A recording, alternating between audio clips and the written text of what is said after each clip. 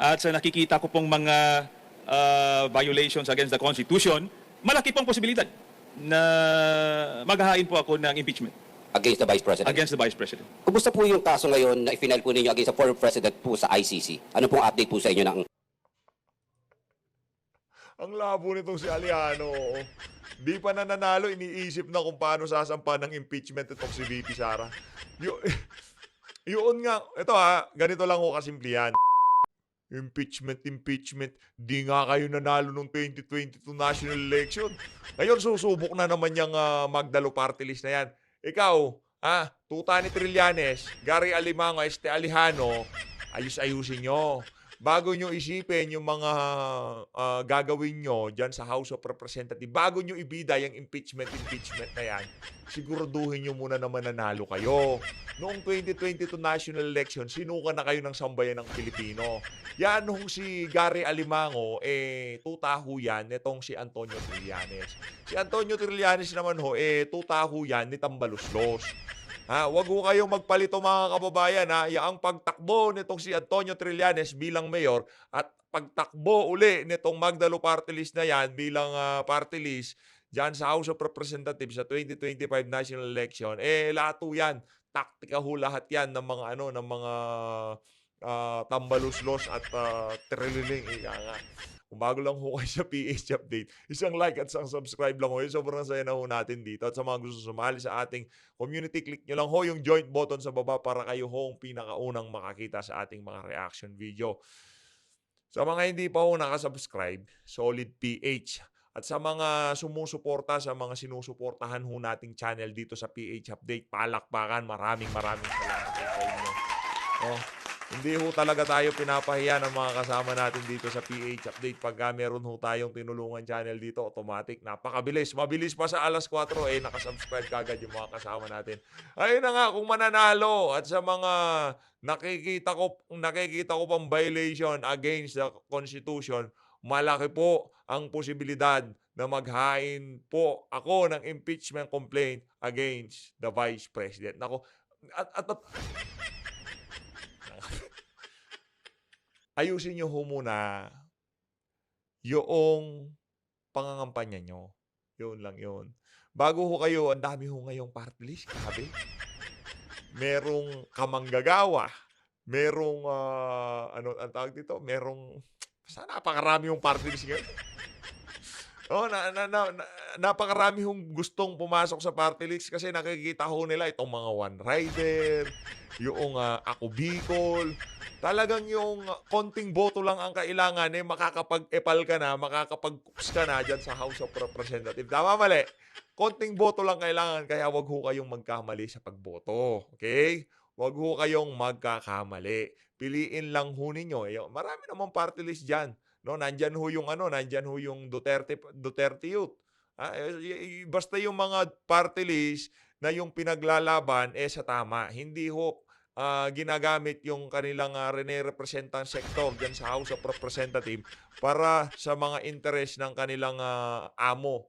Yung interest nitong si Tambaluslos. Yung hindi ho sila basta-basta magpapagamit dito kay Tambaluslos, no? Ayun na nga mga kababayan, mamaya ho magbibigay ho tayo ng reaksyon diyan sa video na yan nitong si Gary Alimango. Diyan sa pagpa-file ng COC ng tawag dito, party list yun parang pumapayata ho tayo ngayon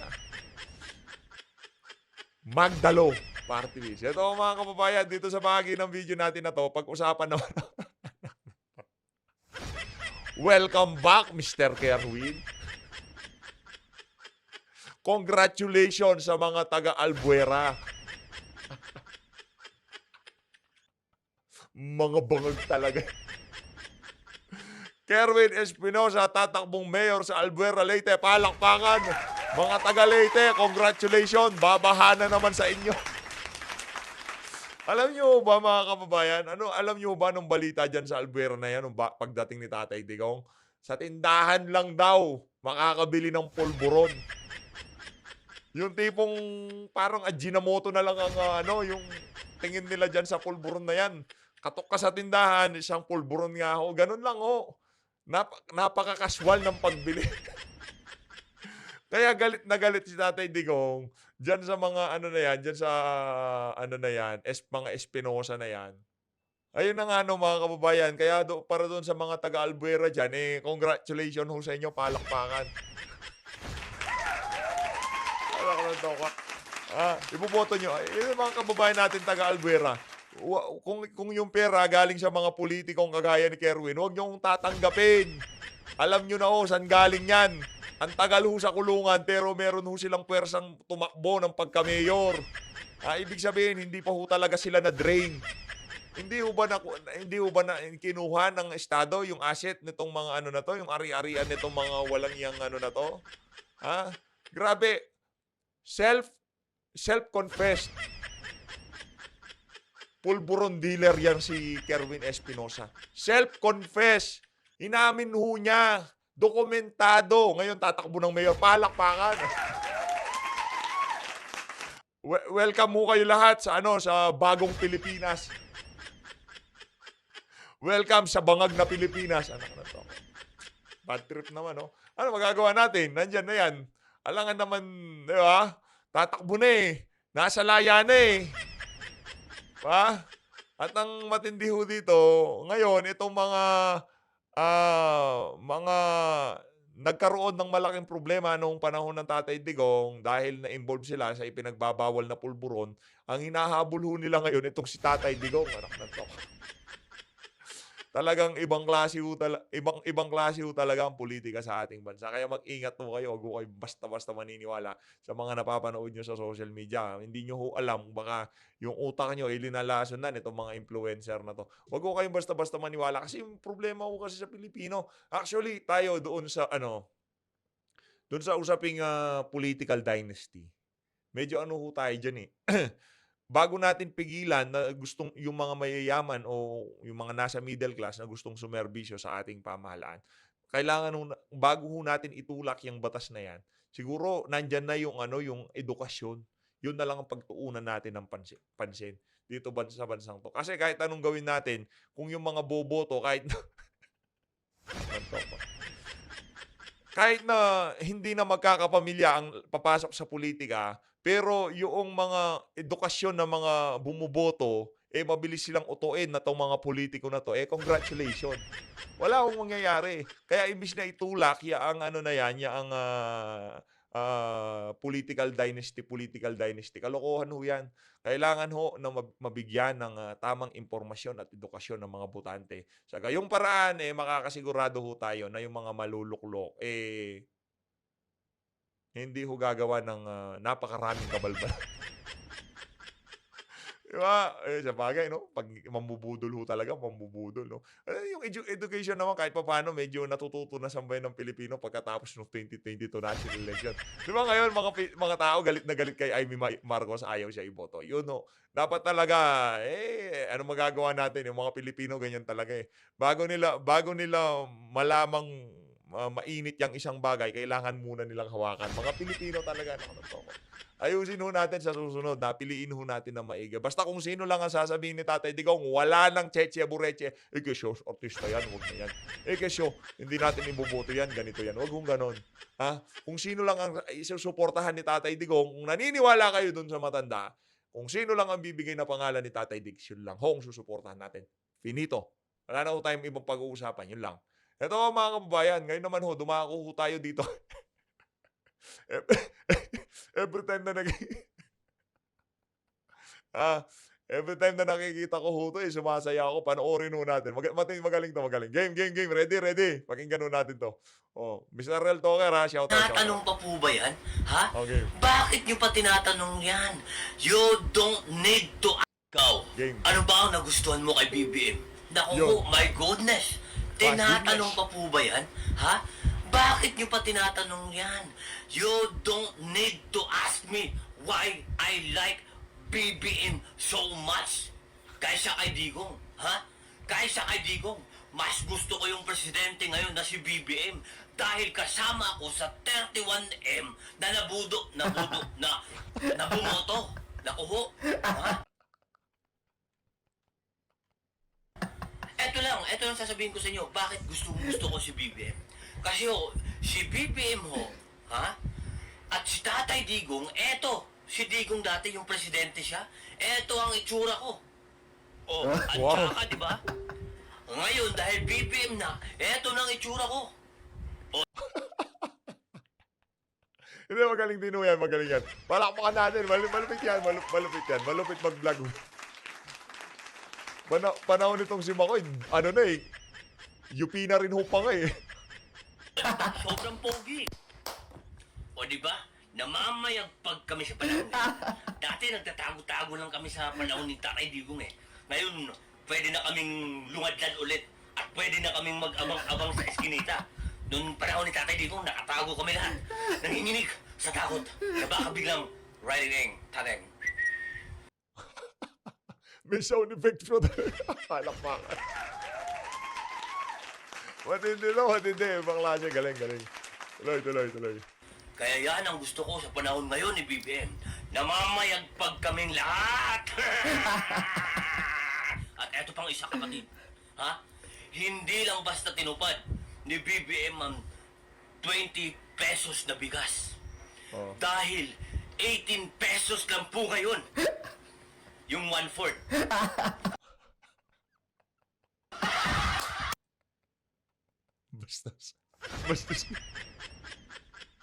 Basta si Kuya. Basta si Kuya na nga mga kababayan. Ngayon naman dito sa bahagi ng video natin na to, dumako na ho tayo dito kay Gary Alimango. No? Punta na ho tayo dito kay Gary Alimango. Pakinggan ho natin ang banat nitong si Gary Alimango. Game, Gary. Let's go, Gary. React lang po tayo ng mabilisan dito. Magandang umaga po sa inyong lahat. Ako po Gandang si umaga, Kalbo. Gary Alejano. Ngayong araw po, ang Magdalok Party List ay naghain po ng aming Certificate of Nomination and Acceptance. At kami natutuwa na mabibigyan po kami ulit ng pagkakataon na magsilbi sa ating bansa. At alam po natin ang Magdalok Party List ay naglalayon na i-representa. In fact, we already represented yung former and retired members of the uniformed services in the country. Kasama na rin ang ating urban poor at mga kabataan. We're proud to say that in the past Congresses, 16, 17, and 18, ay naging produktibong party list ang Magdalo.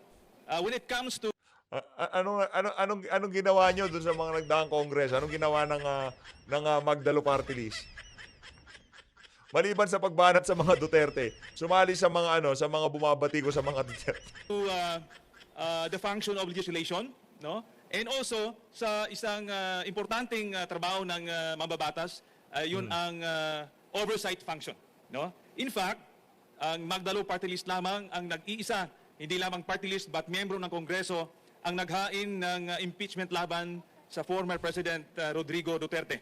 At hindi lamang yan, Nakakatawa, yung pagpapile ng impeachment para dito kay dating Pangulo Rodrigo Duterte, milestone dito sa kalbo na to. Huwag ganun, sir. kaisa-isang party list din ang naghain ng information before the International Criminal Court against the crime against humanity ng nakaraang administrasyon.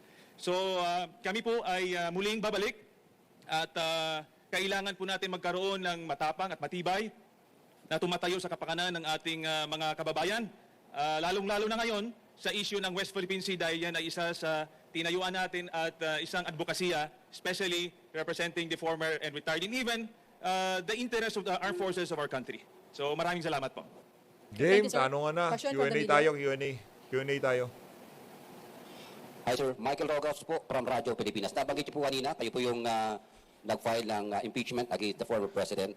Sakaling manalo po kayo next year, magpa-file din ba kayo ng impeachment complaints against the Vice President Sara Duterte? Of course, it would be assuming on my part, no? Pero kung yun nga, kung mananalo at sa nakikita ko pong mga violations against the Constitution, malaki pong posibilidad na maghahain po ako ng impeachment Against the Vice President? against the Vice President. Kumusta po yung kaso ngayon na i-final po ninyo against the former president po sa ICC? Ano pong update po sa inyo ng... Ang labo nitong si Aliano. Di pa na nanalo, iniisip na kung paano sasampa ng impeachment itong si VP Sara.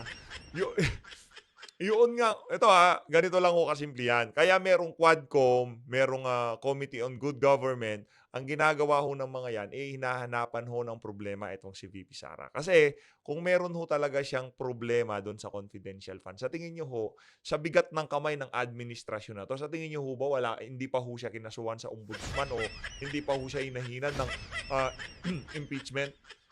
Hindi pa siya ginurgur nitong mga congressman na to. Ganun lang naman ho kasimple yun.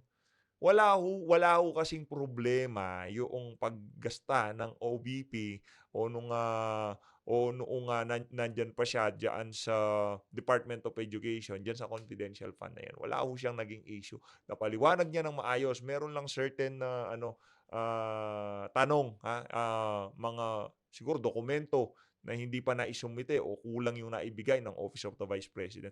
Pero sa tingin ko kasama sa strategy ng OVP, napatagalin talaga ang pagsagot diyan sa na yan, diyan sa ang tawag dito yung notice of disallowance, no. Talagang dinidelay ho nila yung pagsagot para lahat ng dadaldal kaugnay dito sa issue na to, pagka nabigay na ng OVP yung mga dokumento ay magmukhang anga. Ganun lang ho kasimple yun, no. Ngayon, para dito kay Gary Alejano, siguro ngayon pa lang siya sumasawsaw ulit sa politika, sa katagal-tagal ng panahon, hindi siguro niya nakikita ang mga kaganapan dyan sa House of Representatives, dyan sa Senado, yung mga bumabanat kay VP Sara, dyan sa administrasyon. Di pa siguro siya updated. Sir, hanggang sa ngayon, wala pa rin ho silang solidong kaso, hindi pa rin ho nila nahahanapan ng butas itong si VP Sara para dyan sa impeachment na yan. Kaya bago mo problemahin yung impeachment na yan, isipin ho nyo muna paano nyo pakikinangin yung ulo nyo. Paano kayong mananalo sa 2025 midterm election. Ganun lang ho kasimple yun. ICC. Sa katunayan po ay healthy naman ang communication between sa aming grupo at ang International Criminal Court. Of course, hindi natin mapapwersa o mapipredict kung ano man ang gawain nila. Ang importante ay umuusad ang kanilang hakbangin. No? At alam naman natin na pumasok na yung mga investigators dito sa ating bansa. At I understand, meron lang silang tinatapos at pinaplansa. Kasi gusto din namin na ilabas na nila yung warrant of arrest against the former president. Sir, balikan ko lamang yung impeachment kung sakasakaling manalo po ang Magdalo. Is that your priority agenda or first agenda on the Congress sakaling makabalik ko kayo? Kami ho, bilang party list, tumitingin ho kami sa aming legislative agenda kasi ang pangunahin talagang dahilan kung bakit kami nandito ay ang kapakanan ng ating kasundaluhan at kapulisan. Yun po ang ating pangunahing agenda. At kung meron naman hong ibang miyembro ng Kongreso na magpa-file ng impeachment, ay pwede ho natin silang hayaan. Pero kung kinakailangan at tawag ng panahon na magpa-file at wala nang ibang magpa-file, gaya nung nakaraang administration, tatayuan po namin Magdalo po yan. Okay. Dwight, please. Rappler. Wala na dyan. Hello. Ayan. Good morning, sir. Dwight De Leon from Rappler. Yung Magdalo po, isa sa mga party list groups na ilang beses ding naluklok sa Kongreso pero natalo noong 2022 elections. Why do you think lost? And what are you doing different this time in order to win? Especially given na I think this is a crucial moment for you dahil kapag natalo kayo for a second time, may risk kayo of getting delisted in 2028. Salamat po sa tanong. Alam niyo po, lalo na ngayon sa sistema ng party list, without offense to the other party list, ay talagang masikip ang laban. At tinitingnan ho natin na dapat ang party list ay isang representante ng marginalized sector sa ating lipunan, ay parang nabaligtad ho dahil ang mga mayayaman ay nasa party list. No? So challenge talaga ho sa amin. So pag ang tanong kung bakit kami ay natalo, maraming factors po. Of course, may kakulangan din kami at that time.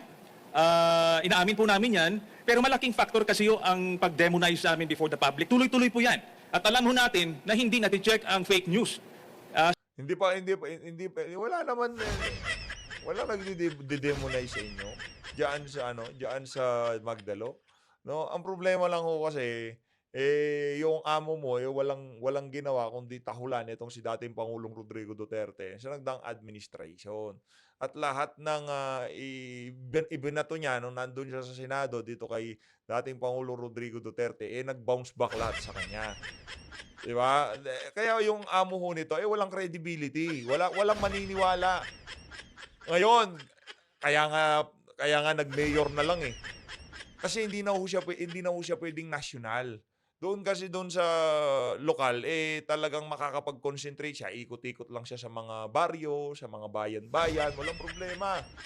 Pero yung national ho, dahil kilala ho, kaya kahit nga siguro doon sa doon sa lokal na yun, mahihirapan ho siyang manalo. Napanood ho natin yung pakikipagkamayan niya sa mga tao. Halos ayaw man hungawakan ng mga tao doon sa lugar yung kamay nitong amo nitong si Alimango. Ngayon, kung sinasabi mo dahil nasiraan kayo ng nagdaang administrasyon, hindi yun. Sinira ng amo mo yung kanyang reputasyon. Kaya kahit yung mga pati sundalo, hindi kayo binoto. Pati mga pulis, hindi kayo sinuportahan. Ganun lang kasimple yun. Wag niyong pagbintangan si dating Pangulo Rodrigo Duterte. Ang nangyari dito, sinira ng amo mo, ng best friend mo, ng kakulutan mo, ang reputasyon ng Magdalo. Oh. Sa nakaraang administrasyon, lumalabas na kami talaga yung salarin, kami yung demonyo, kami yung kahit hindi ho totoo, no? Kami nangyari yung kay Senator Laila de Lima, kahit walang kasalanan yung tao, talagang bagsak yung kanyang perception ng taong bayan, no? Kasama ho kami doon sa biktima ng pagsisinungaling ni Rodrigo Duterte at kami na biktima, no? Pero ang nakikita ho natin ngayon, Kumusta naman yung mga pinakawalan ni Trillanes dyan sa Senado noong mga panahon na yon? Kumusta naman yung mga aligasyon ni Trillanes kay dating Pangulong Rodrigo Duterte na mga pawang aligasyon lang, walang basihan o walang mga ebidensya? Kasi kung meron ng mabibigat na ebidensya yan, baka yung mga panahon na to, nakakulong na ho si Tatay Digong. Yang sa ICC na yan, di ho natin alam kung anong strategy niyan. Alam mo na, ang nakikita ho natin dito, ginagamit ho yan ng administrasyon, kumbaga panakot sa mga Duterte. Noong una, pero ngayong mga panahon na to, hindi na natatakot si Tatay Digong. Sinasabi niya, bahala kayo, pupuntahin niyo dito, tingnan natin. Pag nga binabanggit yung ICC na yan, tinatawanan lang daw ni Tatay Digong. No, ngayon, ito, proud na proud sila, yung tipong kumpiyansa sila dito sa ICC na to. Yung kanilang tinatakot, yung kanilang pinaghahandaan ng ICC, tinatawanan lang ho sila. ngayon ay dahan-dahan po na ilantad sa publiko ang kasinungalingan ni Rodrigo Duterte. In fact, nakikita natin kung ano ang ginawa ng nakaraang administration sa ating bansa, especially ang implication on our national security. Dahil inalaw niya, binukasan niya ating bansa upang pasukan ho tayo ng kalaban ng ating bansa, especially ang bansang China. So ngayon ho, Hoy, ngayon ko palang alam kalaban na ba natin ang bansang China ngayon? Masyado ho ata kayong advance. Yan ho bang briefing sa inyo? Pagkakaalam ko, meron lang tayong hindi na pagkakasunduan pero hindi natin sila kalaban. Kung kalaban ho natin ang bansang China, i-uninstall nyo ho lahat ng shopping app sa mga cellphone nyo. Huwag ho kayong o-order ng kung ano-ano dahil galing lahat sa China yan. Kung pagbabatayan ho natin itong mga tirada nitong si Alimango dito sa video na to, kailangan nyo na hong i-uninstall lahat ng shopping app na ginagamit nyo. Dahil lahat ng produktong nanggagaling dyan sa app na yan, galing hong China yan. Paano natin naging kalaban? May dispute lang tayo, kalaban na natin kagad. Ibig sabihin, kalaban na rin natin yung Indonesia, ganun ba yon? Kalaban na rin natin yung Taiwan, kasi meron din tayong dispute sa mga na yan sa mga bansa na yan. Kalaban na rin natin Malaysia, ganun. Anak ng toko Kung ganyan ho mag-isip, lahat ng tumatakbo, wala na ho. We're doomed, di ka nga. Kalagim-lagim mga sasapitin natin dito sa mga tao na to. Meron palang dispute, kalaban na kagad. Napaka-advance mag-isip, daig pa yung mga bangag. na marirealize po ng taong bayan na talagang tumayo po ang Magdalo, ay we're hoping na makita po nila at maibalik yung support. Okay. Kakaasar ka na. Sumobra ka na. Ito na lang. Dito na muna ho tayo kay Palangga. Pakinggan ho natin itong si Madam Maharlika. So, supportahan ho ninyo. Mag-subscribe ho kayo. Dito sa video na to, ihiwain niya ng pinong-pino itong si Senator Amy Marcos. Pakinggan. Game. So, abalang-abala na ang filing ng candidacy ng mga nag-aspire na magnakaw sa kaban ng bayan. Nako po, yan At na nga ba syempre, sinasabi natin. ang mga pangalan Yan na nga na ba? paulit-ulit na lamang ninyong naririnig. Tingnan natin kung sino ang follow natin si Pambansang Dalaga. Yun. Si Pam. Oy, shoutout kay Madam Pam. Shoutout, Madam Pam. Palakpakan natin, third floor studio, your happy network. Ang ano ho yan, malulupit hong mag-vlog yan. Yan ho, kumbaga, nauna lang ho tayo pero sila ho talagang malupit mag-vlog. Yung third floor na yan. Napakagaling ng batuhan nilang dalawa nitong si Sir Marlon. Mahusay, mahusay. Hello, Pambansang Dalaga. How are you? So sa kanya ko kasi nakita yung mga tumatakbo. Oh my God. Tiyan mo, 19 minutes ago, nag-post na itong singiwi na si Abalos. Ano sabi niya? Kalaban ng kriminal. Ayan, thank you, Pam. Ayan, may bago palang post. Oh, ayan, galing kay Pambansang Dalaga. Naku po, si Abalos yan So, grabe. Magkano kaya? I think million ang gastos nito sa ganitong klaseng, ano tawag dito? Ganitong klase, ganito kalaki. Okay? Na ads dyan sa lugar to. Okay? Sabi ni Pam, sagwa ng slogan, iba naman ang sinasabi sa inaasal ng mga hangal. Ang sabi ni Abalos, okay, ay meron tayong gugurgurin na Naku po. pinadala ni Liza Tanas. Ikaw ang una-una kong gugurgurin. Okay? Ay, di yan. Mali yung nagurgur natin. Ito, wait. I love gurguring someone tonight. Okay, go. Nagurgur na. Sabi ni Abalos, kalaban ng mga kriminal. Support ho natin, no? Kaya pinapasupport ko ho sa inyo si Binibining Maharlika. Ito yung panahon na dapat lahat ng, yung kung meron man alitan, merong hindi napagkakaunawaan sa mga hanay ng mga Duterte vloggers. Ngayong mga panahon na to, dapat ho muna natin isang tabi. No, napakarami hong nangyayari ngayon. Yung tipong, yung iba nating mga kasama, kini-question na. Yung iba gusto nang bumitaw eh. Kumakanta na ho sila eh, no? Gusto nilang yung iba nag-aayawan na eh, yung iba nag-iisip na ng ibang content. Natatakot na yung iba baka kasi pagkatapos daw nitong si Spokes, hindi aabot yung eleksyon, hindi aabot yung Disyembre o January isusunod daw lahat ng vlogger, sila na daw ang susunod na tatrabahuhin ng administrasyon. Ngayon, pagdating mo dito sa mga karamihan ho dito sa mga vlogger na to, nag-iisip-isip na rin ho kung itutuloy pa nila itong ginagawa nilang pagpuna sa mga kamalian ng administrasyon. Pero tayo, habang kaya ho, talagang dire-diretso lang ho tayo, no? Habang kaya ho, magdedire-diretso ho tayo dito. Kaya suportahan ho natin lahat, no?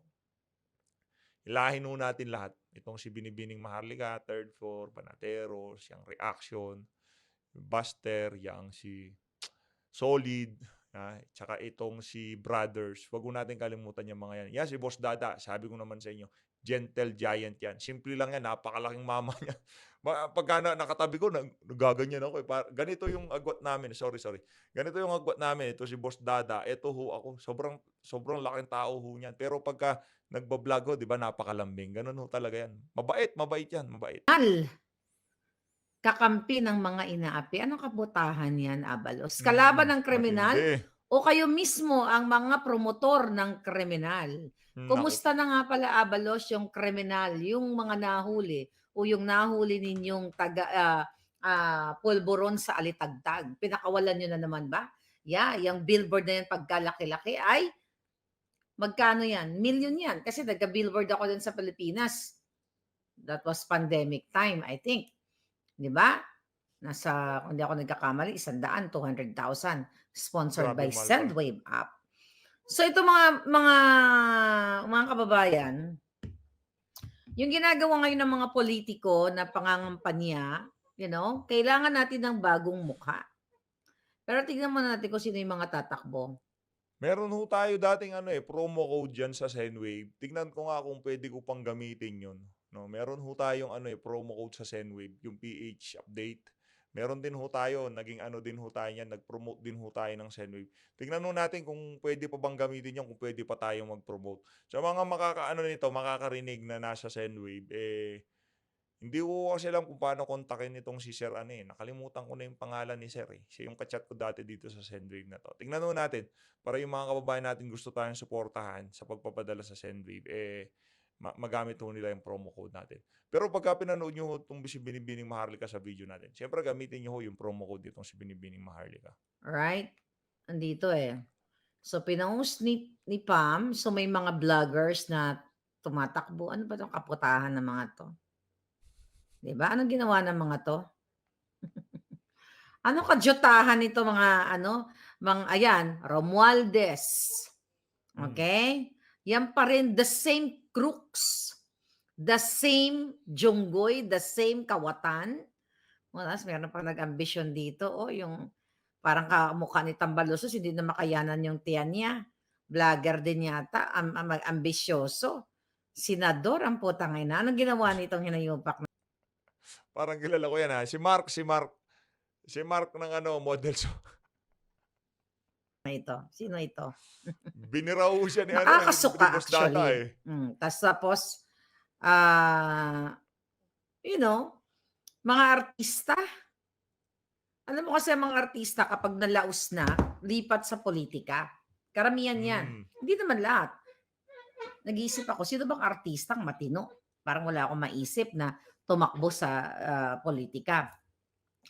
Ngayon mga kababayan, kapag karamihan sa mga artista laos na, pupunta sila sa politika, maglilingkod daw sila sa bayan, pero ang totoo, magnanakaw ang mga hinayupak na yan.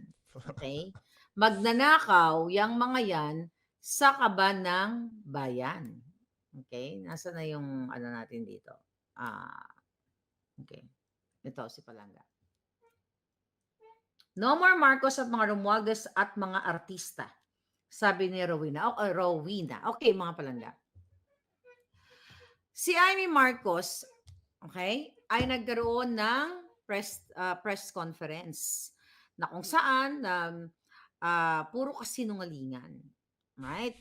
Itong vlog na ito ay not only for Amy Marcos pero sa lahat ng mga politiko na binabaliwala ang issue sa crime, sa pagnanakaw, sa kidnapping ni Lisa Tanas. Ang dapat na walang eleksyon eh. Dapat ang pinagkakabalahan ninyo, mga taong bayan, lumabas sa kalsada at magsalita at huwag na muling umuwi pa ng bahay ninyo. You stay sa kalsada patungo sa tagumpay. Kasi itong mga yawa na ito, na mga politiko na paulit-ulit na lang ang pangalan, Marcos, Romualdez, Binay, Tolentino, Chanco at kung ano-ano pang, kung ano-ano pang mga pangalan na paulit-ulit na nangangako sa inyo, nagagawa ng kabutihan, ng iniisip para sa inyo. Kung bang lahat ng pangako yan ay tinupad ng mga jutang ginemis na yan, ganyan ba ang sitwasyon ng buhay ninyo ngayon? Diba? Kasi ang mga politikong yan, ang pangako sa inyo, every time na lang pag ini-interview, pag nag-file ng candidacy, ito ay mag-serve sila sa taong bayan, diba? Dapat tulungan nila ang taong bayan, itaas ang antas ng mga pamumuhay ng mga kataong bayan, eklabos, diba? Tapos ang sinasabi nila, tumatakbo sila para sa interes ng Pilipino. Ano ang interes na ginagawa, lalo na ni Amy Marcos? Mamaya salansanin natin. Okay? Yung kanyang mga kasinungalingan doon sa kanyang press con nung few days ago. Diba? Ang mga politiko o yung mga appointee ng isang presidente katulad na lamang ng bangag ngayon ay para isiguro ang kinabukasan ng ekonomiya, ang kaalwanan ng mamamayan para magkaroon ng maalwan na buhay, maayos, ligtas na buhay, hindi yung ngayon ay dinudukot ang mga kababaihan, ang mga kabataan na walang ginagawang aksyon. Itong si Amy Marcos, itong mga senador, itong kapatid niya. Bakit ko sinasabi na walang ginagawa itong mga to? Sino ba ang lalapitan ng taong bayan? Hindi ba yung mga taong gobyerno kapag may mga nawawala, 'di ba dapat magkaroon ng awareness at pag-hear o yung mga kabudyotahan nilang hearing in aid of jutang ginemes, in aid of legislation, yung mga malalaking issue sa lipunan. Okay? Patungkol sa mga nawawalang bata, tungkol sa pagnanakaw ng Marcos mismo na tinatakan sa buong mundo na kawatan. Okay? Walang gustong magbukas ng hearing yung issue sa pagtaas ng kuryente. Recently nga, yung 1,200 na parking fee dyan sa airport, walang gustong maglakas ng loob na busisiin sino-sino ang mga kasabwat dyan. Bakit itinaas? Yan ba ay makatarungan? Yan ba ay may sinunod silang tama sa batas na basta-basta nilang itataas? From how much? From 300 something? Na nababasa ko, 350 ba yon? Grabe, no? From 350, 1,000 na ho ngayon ang nagbawa. Bagong Pilipinas nga, madam. No? Yan ho ngayon ang bagong Pilipinas. Ang bagong Pilipinas, lahat ng galamay ng administrasyon, lahat ng galamay dyan sa House of Representative Committee, sa Senado at dyan sa House, gagamitin lang yung mga yan kung paano gibain yung mga kalaban sa politika. Yung na mga galamay nitong executive, gagamitin yan kung paano pagmukaing walang kwenta ang nagdaang administrasyon at i-credit grab lahat ng accomplishment ng nagdaang administrasyon. Ganun lang ho yun. 5,500 flood control. Nasaan yung investigasyon? Nasaan yung mga crusader dyan sa House of Representative at Senado? Bakit hindi yun ang pag-usapan? Si Kong Dante nagsalita dyan. Baka sabihin nyo, si Dante nga, nagsalita si Kong Dante. Oh. Bakit hindi pag-usapan yung baha dahil napakaraming naperwisyo? Ano yung pinag-uusapan nila dyan sa mga committee dyan sa House of Representatives? Diba? Tama naman ho. Yung tanong ng ating mga kababayan, bakit ang pinag-uusapan dyan sa House, puro na lang Duterte, puro na lang Sara Duterte, puro na lang Pogo, Alice Go, lahat yun mga kababayan. Mind conditioning Ngayon pa lang inuumpisahan na nila para pagdating ng 2028 national election, talagang titignan ho nila kung yung ginawa ho nila dito sa mga Duterte na to, gumana. Pero sa tingin ho natin, walang gumagana sa mga pinagagawa nitong mga aso ni Tambaluslos at nitong si Marcos Jr. Maingay lang sila, sa totoo lang. Malakas lang yung boses nila kasi may platform sila. Maraming nakakarinig sa kanila. Marami silang pambayad ng ensaymada at talyanista vlogger. Tayo naman ho dito mga kababayan, minado tayo. Merong earnings dito. Merong ads. Pero hindi ho nanggagaling yan sa Estado. Hindi ho nanggagaling sa kaban ng sambayan ng Pilipino. Ito kahit pa paano, pinaghihirapan naman ho natin the way na isipin natin kung ano sasabihin natin, pagkakabit-kabitin natin yung mga nakikita nating material sa social media, kahit pa paano ho, meron naman ho tayong contribution dito sa ating ginagawang pagbablog. Hindi kagaya nitong mga talyanista at ensaymada, basta sinigaw nila, Sara Duterte, confidential fund. Quincenas katapusan, meron din silang kinukubra. Kayo ho ba, maya't maya, ibabalita ko sa inyo itong si Sara Duterte, confidential fund, papanoorin nyo ho kaya si PH Update. Hindi nyo ho papanoorin kasi wala nang sustansya Wala nang sustansya yung mga pinagsasabi natin dito. Kailangan yung mga napapanahon kung ano nga ba yung nangyayari sa ating bansa. Hindi ko kagaya ng mga ensaymada at talyanista. Pagka nag-post, nag-share na sila about dyan kay VP Sara, kukubra na ho sila ng pera. Diba?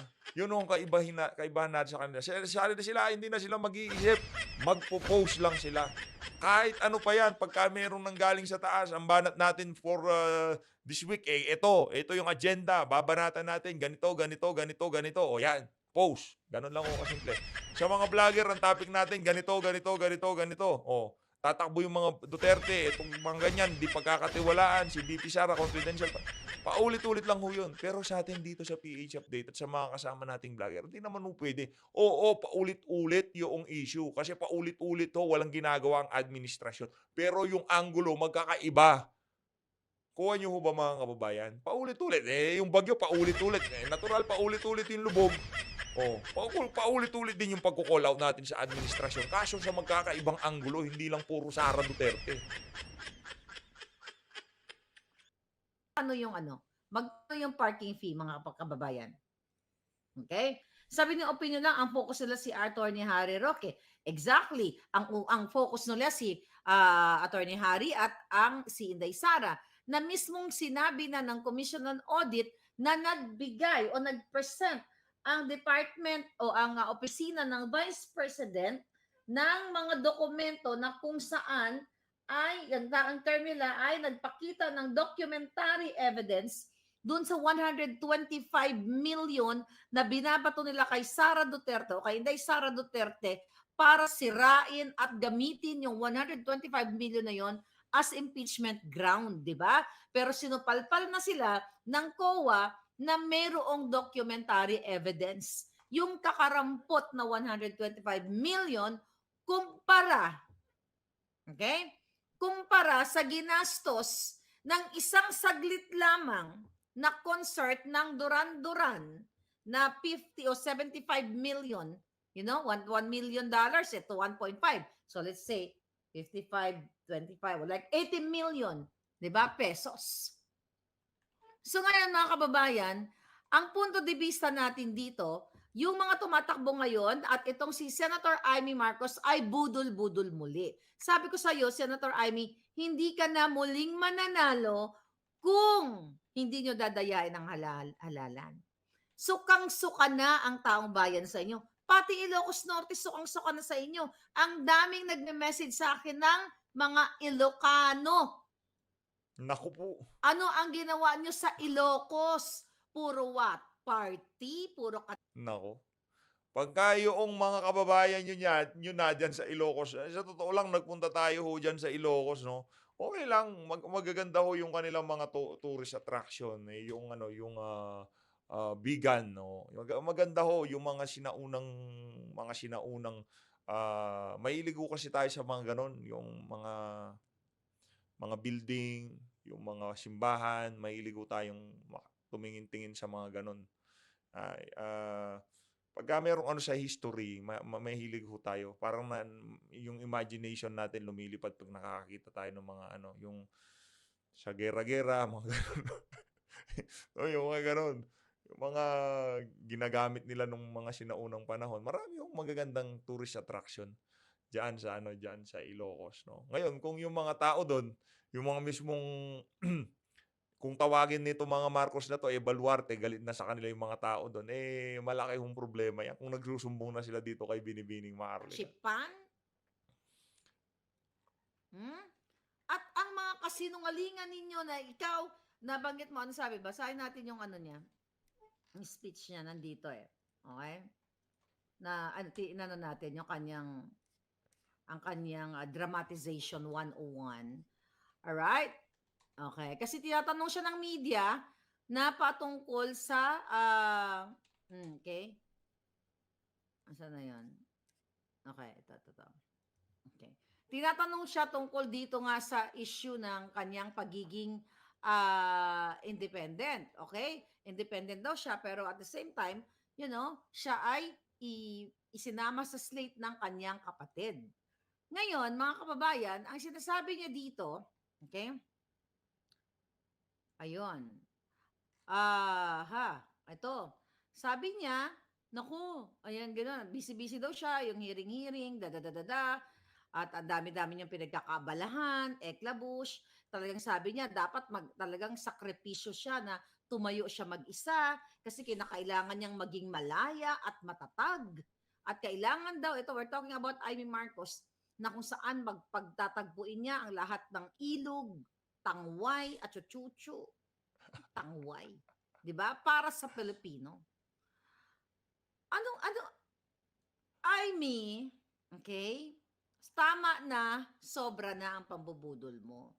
Anong pagtatagpuin mo ang mga Pilipino? Ito lang yun Mga kababayan, hindi lang kay Amy ang mensaheng ito. Sa lahat ng mga politiko, Kongreso, Senado, lahat ng mga active ngayon, na nakikita ninyo ang pinakaugat, ang pinakamalupit na problema ng Pilipino, ang crime. So, abala na ang Hayun na nga mga kababayan, bibitinin ko muna kayo. Bukas, itutuloy ho natin yung ating reaction video na yan. Kung paano tadtarin ng pinong-pino nito si Binibining Maharlika. Itong si Manang Amy Marcos. Na kung saan yung mga tao sa Ilocos, nagsusumbong na ho dito kay Binibining Maharlika. Grabe, no? Uy, iba ho yun, dahil hindi... alam nyo kung ano lang yan, itong si Binibining Maharlika. Pwede siya maging tulpo. Yung Maharlika in action kung tawagin. Diba? Pwede yun, di ba? Kasi siya nasumbungan ng mga kababayan natin na nakakaligtaan ng kanilang mga hinalal sa kanilang mga lugar at yung mga kabuktutan na pinaggagawa itong mga politiko na to. Kung kay Tulfo, away mag-asawa, away kabitan, away kapitbahay ang pinag-aayos niya. Ito naman si Maharlika in action, talagang hinihiwa niya ng pinong-pino yung mga politiko. Maraming salamat po. Kung di nyo pa napanood to, maraming salamat. Mag-ingat po kayong lahat ha. Mag-ingat po kayong lahat. Ngayong mga panahon na to, lalo yung mga vlogger, mag-ingat kayo. Ha? Si Binibining Maharlika, safety ho yan. Yung mga nasa Pilipinas, congratulations sa atin, palakpakan. Maraming salamat po, maraming salamat. Mag-ingat about ka. Mahalin natin Pilipinas.